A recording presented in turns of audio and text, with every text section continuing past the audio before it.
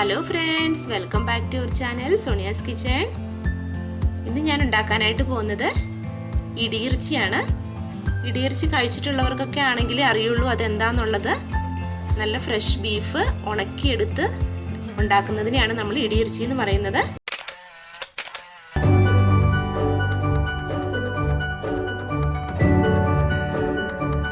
കോട്ടയം ഇടുക്കി സൈഡിലോട്ടുള്ളവർക്കൊക്കെ ആണെങ്കിൽ അറിയാം, അവിടെയൊക്കെ ഉള്ളവർ സ്ഥിരം ഉണ്ടാക്കുന്നതാണ്. ചില നാട്ടിൻപുറങ്ങളിലേക്കൊന്നും ഈ ഇടിയിറച്ചിയെ കുറിച്ച് ഒട്ടും അറിവുണ്ടാവില്ല. ഉണക്കി ഫ്രൈ ചെയ്തൊക്കെ എടുക്കുമ്പോഴത്തേക്ക് നല്ല ടേസ്റ്റിയാണ് കഴിക്കാനായിട്ട്. അപ്പോൾ ഈ ഇടിയിറച്ചി ഉണ്ടാക്കാനായിട്ട് ഞാനിവിടെ 1 കിലോ ബീഫാണ് എടുത്തിരിക്കുന്നത്. ഇടിയിറച്ചിക്കുള്ള ബീഫ് കട്ട് ചെയ്തെടുക്കുന്നതിന് തന്നെ ഒരു സ്റ്റൈലുണ്ട്. കാരണം അത് ഇതുപോലെ നീളത്തിൽ കനം കുറച്ചാണ് ഞാനിങ്ങനെ കട്ട് ചെയ്തെടുത്തിരിക്കുന്നത്. ഇതിലേക്കിപ്പോൾ 1/4 സ്പൂൺ ഉപ്പ് ചേർത്ത് കൊടുക്കാം. 1/2 ടേബിൾ സ്പൂൺ മഞ്ഞൾപ്പൊടി, 1/2 ടേബിൾ സ്പൂൺ കുരുമുളക് പൊടി. ഉപ്പ്, മഞ്ഞൾപ്പൊടി, കുരുമുളക് പൊടി ഇത്രയും സാധനങ്ങൾ ചേർത്തിട്ട് നന്നായിട്ട് തിരുമ്മി എടുക്കണം. എല്ലാവരും ഇതുപോലെ കുറച്ച് മസാല പുരട്ടിയിട്ടായിരിക്കണം എന്നില്ല ഉണങ്ങാനായിട്ട് വെക്കുന്നത്. ഓരോ സ്ഥലങ്ങളിലേക്കും ഓരോ രീതിയിലായിരിക്കും. അപ്പോൾ ഞങ്ങൾ വീട്ടിൽ സാധാരണ ഇറച്ചി ഉണങ്ങുന്നത് ഈ ഒരു രീതിയിലാണ്. കുറച്ച് മഞ്ഞൾപ്പൊടി ഉപ്പും ഒക്കെ പുരട്ടിയിട്ടാണ്. കുരുമുളക് പൊടി വേണമെങ്കിൽ നമുക്ക് അവോയ്ഡ് ചെയ്യാം. അതുപോലെ തന്നെ ഉണങ്ങുമ്പോൾ നമ്മൾ പ്രത്യേകം ശ്രദ്ധിക്കണം. ഉണങ്ങാനായിട്ട് വെക്കുമ്പം വൈകുന്നേരങ്ങളിലൊന്നും ഇത് ഉണക്കാനായിട്ട് വെക്കരുത്. രാവിലെ തന്നെ ഇത് വെയിലത്തിട്ടിട്ട് വെക്കുക. അപ്പം വൈകുന്നേരം ആകുമ്പോഴത്തേക്ക് നന്നായിട്ട് ഉണങ്ങി കിട്ടും. അപ്പോൾ ഇനി ഇതിനെ ഞാൻ ഒരു കമ്പിയിൽ കുത്തി വെയിലത്തേക്ക് ഉണങ്ങാനായിട്ട് വെക്കുകയാണ്. അപ്പോൾ ഇതുപോലെ കമ്പിയിൽ കോർത്തിടാം.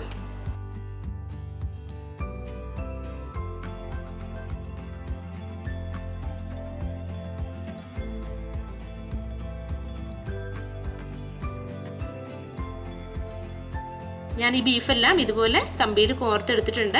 ഇനി ഇത് പുറത്തേക്ക് വെക്കുകയാണ് വെയിൽ കൊള്ളാനായിട്ട്. 2 ദിവസം കൊണ്ട് തന്നെ നമുക്ക് ഈ ബീഫ് ഉണങ്ങി കിട്ടും. കാരണം അത്രയ്ക്ക് നല്ല ചൂടാണ് വെയിലിന്. ഇന്നലെ നമ്മൾ ബീഫ് ഉണങ്ങാനായിട്ട് വെച്ചതായിരുന്നു. ഇന്ന് 2ാം ദിവസമാണ്. ഇന്നും ഞാൻ ഇന്നലത്തേതുപോലെ തന്നെ രാവിലെ എടുത്ത് വെയിലത്തേക്ക് വെക്കുകയാണ്. അപ്പോൾ 2 ദിവസം കൊണ്ട് തന്നെ നമ്മുടെ ബീഫൊക്കെ നന്നായിട്ട് ഉണങ്ങി കിട്ടിയിട്ടുണ്ട്. ഇത്രയും ഉണക്കായാൽ മതി. എല്ലായിടത്തും ഇതുപോലെ ആയിരിക്കണം എന്നില്ല. നാട്ടിലൊക്കെ ആണെന്നുണ്ടെങ്കിൽ 2 ദിവസത്തെ വെയിൽ കൊണ്ടൊന്നും ഉണങ്ങി കിട്ടത്തില്ല. ചിലപ്പോൾ 3-4 ദിവസമൊക്കെ എടുക്കും ഇത് ഉണങ്ങി കിട്ടാനായിട്ട്. കാരണം ആ വെയിലിന് ചൂട് കുറവായിരിക്കും. ഇവിടെ ഇപ്പം അത്രയ്ക്ക് നല്ല ചൂടുള്ളത് കൊണ്ടാണ് ഈ 2 ദിവസം കൊണ്ട് ഉണങ്ങി കിട്ടിയത്. പഴയ കാലത്തൊക്കെ ഇതെങ്ങനെ വെയിലത്തായിരുന്നില്ല ഉണങ്ങുന്നത്, ചേരുമ്പുറത്ത് ഇത് ഉണങ്ങിയെടുക്കുന്നത്. അപ്പോൾ അതുകൊണ്ട് തന്നെ നല്ലൊരു ടേസ്റ്റ് ആയിരുന്നു. ചേരിൻ്റെ മുകളിലൊന്നും ഇട്ട് ഉണങ്ങാനായിട്ട് പറ്റത്തില്ല. അപ്പോൾ നല്ല വെയിലത്ത് തന്നെ ഇട്ടുണങ്ങുക. ഇതുപോലെയുള്ള ഇടിമുട്ടി കല്ലിൻ്റെ ഉണ്ടെന്നുണ്ടെങ്കിൽ അതാണ് ഏറ്റവും നല്ലത് ഇത് ഇടിച്ചെടുക്കാനായിട്ട്. അല്ലെന്നുണ്ടെങ്കിൽ അരകല്ലിൻ്റെ മുകളിൽ വെച്ച് ഇടിച്ചെടുക്കണം. അതിനുശേഷം നമുക്ക് ഇതുപോലെ പിച്ചി എടുക്കാനായിട്ട് പറ്റണം. ഇങ്ങനെ ചെറുതായിട്ട് പിച്ചി എടുത്താണ് നമ്മൾ ഇടിയിറച്ചിയാക്കി എടുക്കുന്നത്.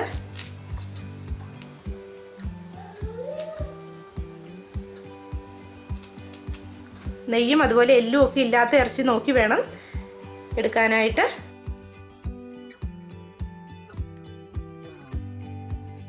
അപ്പോൾ അതിൽ നിന്നും പകുതിയോളം മീറ്റ് ഞാൻ ഇടിച്ചെടുത്തിട്ടുണ്ട്. അപ്പോൾ ഇനി ഇതിലേക്ക് ചേർക്കാനായിട്ട് ഒരു വറ്റൽമുളക്, ഒരു തണ്ട് കറിവേപ്പില, 1/2 കപ്പ് ചെറിയ ഉള്ളി, അത് ഞാൻ അരിഞ്ഞൊന്ന് ചെറുതായിട്ട് ചതച്ചെടുത്താണ്. അതുപോലെ തന്നെ 2 അല്ലി വെളുത്തുള്ളി, അതൊന്ന് ചതച്ചെടുത്താണ്. 1/2 ടീസ്പൂൺ കുരുമുളക് പൊടി, 1/2 ടീസ്പൂൺ മുളക് പൊടി, കാശ്മീരി ചില്ലി പൗഡർ, ഒരു നുള്ള മഞ്ഞൾപ്പൊടി. പിന്നെ ഇതിലേക്ക് ഉപ്പ് നമുക്ക് വേണമെന്നുണ്ടെങ്കിൽ ഉപ്പ് ചേർത്താൽ മതി. അവസാനം 2 ടീസ്പൂൺ എണ്ണ. ഇത്തരം സാധനങ്ങളാണ് ഇനി ഇടിയിറച്ചി ഉണ്ടാക്കാനായിട്ട് വേണ്ടത്.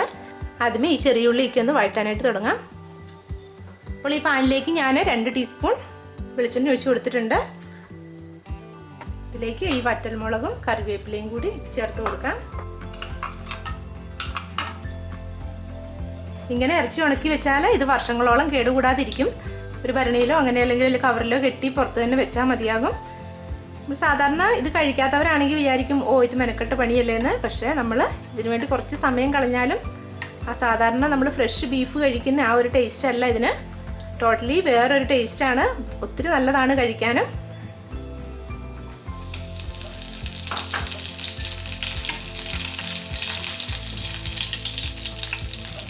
ഇതിലേക്ക് ഈ വെളുത്തുള്ളിയും ചെറിയ ഉള്ളിയും കൂടി ചേർത്ത് കൊടുക്കാം. വെളുത്തുള്ളി ഒരു ചെറിയൊരു ടേസ്റ്റിന് വേണ്ടി മാത്രം ഇട്ടാൽ മതി. ഇപ്പോൾ ഒരുപാട് നാളായിട്ടിരിക്കുന്ന ഇറച്ചിയൊക്കെ ആണെന്നുണ്ടെങ്കിൽ ആ ഇറച്ചിക്ക് നല്ല ഉറപ്പായിരിക്കും. അപ്പോൾ അതൊരു 2 മണിക്കൂർ നേരത്തേക്ക് വെള്ളത്തിൽ ഒന്ന് കുതിരാനായിട്ട് വെക്കണം. എന്നിട്ട് വേണം വറുത്ത് അല്ലെങ്കിൽ ചുട്ടെടുക്കാനായിട്ട്.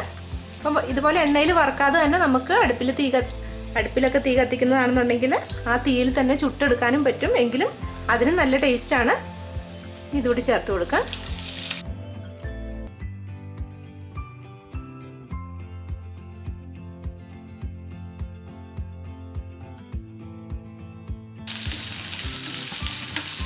ഈ ചെറിയുള്ളിയൊക്കെ നന്നായിട്ടൊന്ന് മൂത്ത് വരണം. അപ്പോൾ ഞാനിതിലേക്ക് ഒരു അല്പം കൂടി ഉപ്പ് ചേർത്ത് കൊടുക്കുകയാണ്. ഈ ഉള്ളിക്ക് പിടിക്കാൻ മാത്രമുള്ള ഉപ്പ്.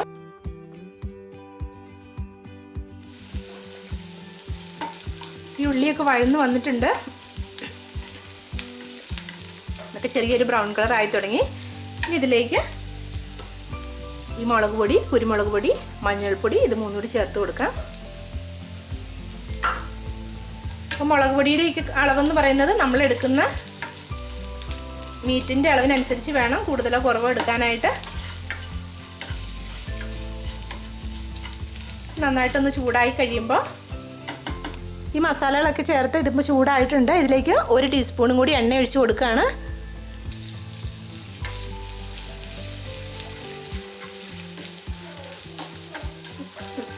ഇനി ഇതിലേക്ക്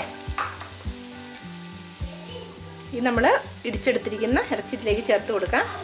ഇനി ഇതെല്ലാം കൂടി നന്നായിട്ടൊന്ന് മിക്സ് ചെയ്ത്